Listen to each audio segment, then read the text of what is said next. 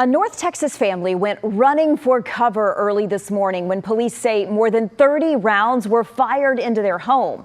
What they didn't know at the time was a relative was the one allegedly pulling the trigger. WFAA's Brittany Moncrief went to the scene in Ferris, about a 20-minute drive south of Dallas, and found the man who confronted the suspect. Protect home is Chris Ahuyon's #1 priority. If I wouldn't have had my weapon on me, I probably would have died last night. Because around 2 Sunday morning, Chris woke up to gunshots. Bit of a war zone, it sounded like a shootout. The Ferris Department of Public Safety say they got a call from a man claiming people were trying to kill him. Officers identified that man as 47-year-old Homero Salinas, who they say was the threat.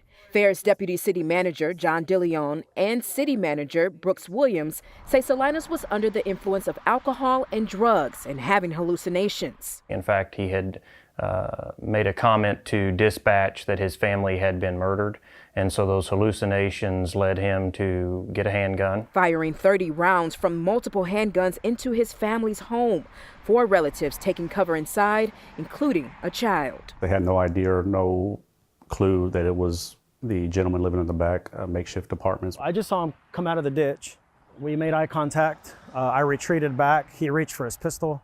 I reached for mine. Chris says Salinas ran off and officers arrested him shortly after. Thankfully, no one was injured. Williams says Salinas was on ICE detainer list back in 2013. He's now in Ellis County Jail. His family declining comment. While still shaken up, Chris says he wants to see more protection for residents. This area is growing so much. I think definitely Ferris needs some more patrolling. It's okay to have a weapon, just be trained, be responsible. A responsibility, he says, helped keep his family and neighborhood safe. In Ferris, I'm Brittany Moncrief.